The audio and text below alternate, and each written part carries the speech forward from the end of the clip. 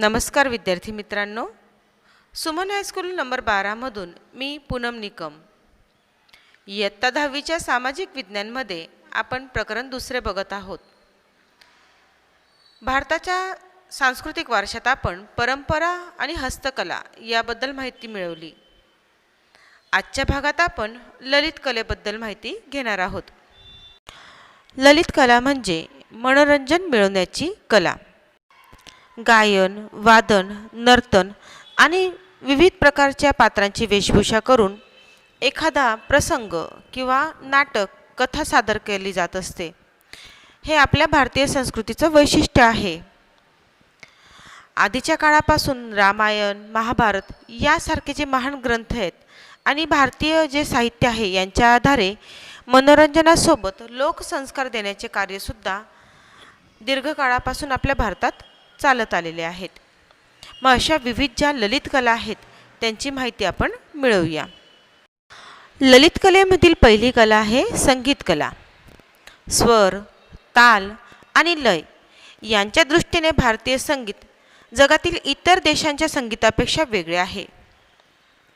आपल्या 4 जे वेद आहेत या 4 वेदांमध्ये सामवेद हा संगीताच्या संदर्भातील वेद मानला जातो. हा तुमचा 1 मार्काचा देखील प्रश्न आहे की संगीताच्या संदर्भातील वेद कुठल्या वेदाला सांगण्यात आलेले आहेत, तर त्याचं उत्तर आहे सामवेद. सामवेदाच्या ऋचा पण संगीतासोबत तालबद्ध रीतीने गायच्या असतात. ज्या ऋचा लिहिल्यात त्या पण संगीतबद्ध रीतीने त्या गायच्या असतात. संगीतमध्ये गायन आणि वादन या दोघींचा समावेश होतो. सा, रे, ग, म, प, ध, नी हे संगीताचे मुख्य 7 स्वर आहेत. यांना सप्तसूर असे देखील म्हटले जात असते. संगीताला मुख्यतः शास्त्रीय संगीत आणि लोकसंगीत या 2 प्रकारच्या विभागात विभागता येत असते. यामध्ये संगीताला किती प्रकारात विभागता येते, कोणकोणते, हा प्रश्न तयार होत असतो ह्या ओळीमध्ये.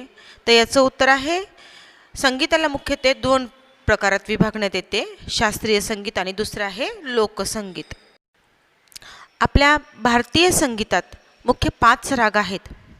श्री, दीपक, हिंडोळ, मेघ आणि भैरवी. हे 5ही राग भगवान शंकराच्या पंचमुखातून उत्पन्न झाले असे मानले जाते. प्राचीन भारतात संगीत संबंधी अनेक ग्रंथ लिहिले गेले. त्यातील संगीत मकरंद, संगीत रत्नाकर आणि संगीत पारिजात यांची आपण माहिती मिळवणार आहोत. त्याआधी विद्यार्थी मित्रांनो, या ठिकाणी दिलेले चित्र आपल्याला बघायचे. हे संगीतातील काही साध्य आहेत. तानपुरा, सितारा, सारंगी, रुद्रवीणा यातून ध्वनी निर्माण करून तालबद्ध असं त्याचा सूर निर्माण केला जात असतो. परीक्षेमध्ये अशा वेगवेगळ्या प्रकारचे चित्र देऊन ते कशा संदर्भात आहेत आणि त्याबद्दल माहिती लिहा असे प्रश्न विचारले जाऊ शकत असतात. तर त्यासाठी पाठ्यपुस्तकामध्ये जे जे काही चित्र आलेले आहेत त्यांचा व्यवस्थित अभ्यास करायचा आहे किंवा त्यांच्याबद्दल व्यवस्थित माहिती राहू द्यायची आहे. संगीत क्षेत्रातील जे ग्रंथ आहेत त्याच्यातील पहिला बघूया संगीत मकरंद. संगीतशास्त्राचा जाणकार पंडित नारद यांनी इसवी सनाच्या 900च्या आसपास हा ग्रंथ लिहिलेला होता. ज्यात 19 प्रकारच्या वीणा आणि 101 प्रकारच्या तालांचे वर्णन त्या ठिकाणी केलेले आहे. दुसरा ग्रंथ आहे संगीत रत्नाकर. संगीतशास्त्राचे तज्ज्ञ पंडित सारंगदेव यांनी या ग्रंथाची रचना केली. ते दौलताबाद, देवगिरी येथे राहत असल्याने उत्तर भारत आणि दक्षिण भारताच्या संगीताशी त्यांची ओळख होती. त्यांना त्याबद्दल माहिती होती आणि त्यामुळे त्यांच्या या ग्रंथामध्ये दोघी ठिकाणच्या म्हणजे उत्तर भारत आणि दक्षिण भारतच्या संगीताची त्या ठिकाणी आपल्याला ओळख होते. पंडित विष्णुनारायण भातखंडे यांनी संगीत रत्नाकरला भारतीय संगीताचा सर्वाधिक प्रमाणभूत ग्रंथ मानलेला आहे. संगीताची अंग समजण्यासाठी हा ग्रंथ अद्वितीय मानला जात असतो. तिसरा ग्रंथ आहे संगीत पारिजात. पंडित अहोबल यांनी 1665 मध्ये उत्तर हिंदुस्थानी संगीत पद्धतीसाठी या खूपच महत्त्वाच्या ग्रंथाची रचना केली. म्हणजे संगीत पारिजात या ग्रंथाची रचना पंडित अहोबल यांनी 1665 मध्ये केली.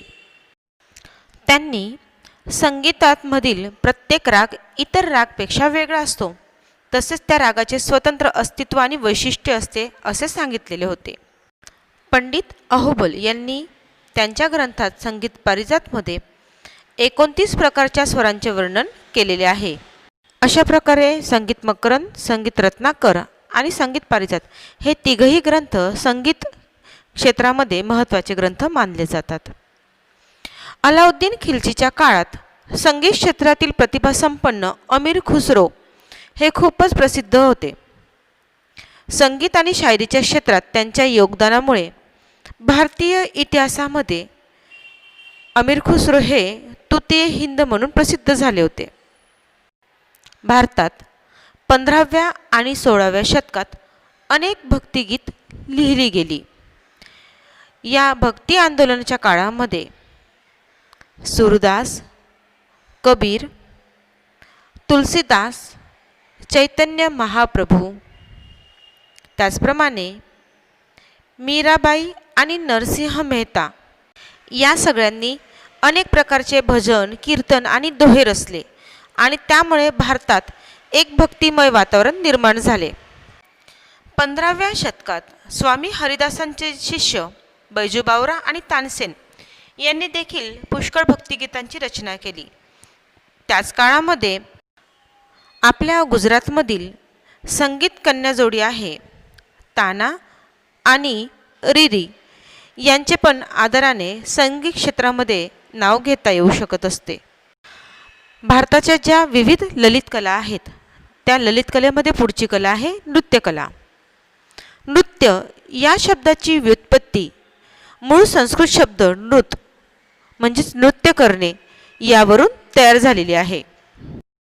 नृत्य हे ताल आणि लय यांच्यासह सौंदर्याची अनुभूती करवते. नृत्यकलेचे आदिदेव किंवा देवादिदेव भगवान शिव, नटराज यांना मानले जाते की त्यांच्यापासून ही कला आलेली आहे. पृथ्वीवरील लोकांना शिकवण्यासाठी नृत्याला स्वर्गातून खाली आणणारे ते प्रथम होते असे मानले जाते. भारतीय शास्त्रीय नृत्यामध्ये भरतनाट्यम, कुचिपुडी, कथक, कथकली, ओडिसी आणि मणिपुरी हे मुख्य प्रकार आहेत. अशा विविध नृत्यकलेमधील पहिली नृत्यकला आपण अभ्यास करूया, भरतनाट्यम. तामिळनाडू राज्यातील तांजोर जिल्हा हा भरतनाट्यमचे उगमस्थान मानले जाते. भरतमुनी रचित नाट्यशास्त्र आणि नंदिकेश्वर रचित अभिनव दर्पण हे दोन ग्रंथ भरतनाट्यमचे आधारस्त्रोत आहेत. हे दोघंही ग्रंथ आणि हे ग्रंथ नेमके कोणी लिहिले या दोन गोष्टी तुम्हाला लक्षात ठेवायचं आहे. मृणालिनी साराभाई, गोपीकृष्ण यांना भरतनाट्यम क्षेत्रात प्रसिद्धी मिळालेली आहे. याशिवाय फिल्म क्षेत्रातील प्रसिद्ध अभिनेत्री वैजंतीमाला आणि हेमा मालिनी यांनी देखील प्राचीन भारतातील भरतनाट्यमची जी कला आहे त्या वारशाचे जतन आजपर्यंत केलेले आहे. पुढची नृत्यकला आहे कुचिपुडी नृत्यशैली. या नृत्याची रचना साधारणतः 15व्या शतकाच्या काळात झालेली आहे. हे नृत्य मुख्यत्वे स्त्री सौंदर्याचे जे वर्णन आहे त्याच्यावर आधारित आहे आणि कुचिपुडी नृत्य हे स्त्री आणि पुरुष या दोघांद्वारे केले जात असते. या नृत्यामध्ये भारतीय जे नृत्य आहेत त्याच्या मूलभूत मुद्रा घेण्यात आलेल्या आहेत. कुचिपुडी हे नृत्य आंध्रमध्ये विशेष प्रचलित आहे. गुरु प्रल्हाद शर्मा, राजा रेड्डी, यामिनी रेड्डी, शोभा नायडू अशा वेगवेगळ्या नामवंत नर्तकांनी या शैलीच्या प्राचीन वारशाला विश्वविख्यात केलेले आहे. तर विद्यार्थी मित्रांनो, आजच्या व्हिडिओमध्ये आपण वेगवेगळ्या प्रकारच्या ललित कला बघितल्या. नृत्यकलेमधील जे उर्वरित नृत्य प्रकार आहेत जसं कथकली, कथक, मणिपुरी हे आपण पुढच्या व्हिडिओमध्ये बघूया. धन्यवाद.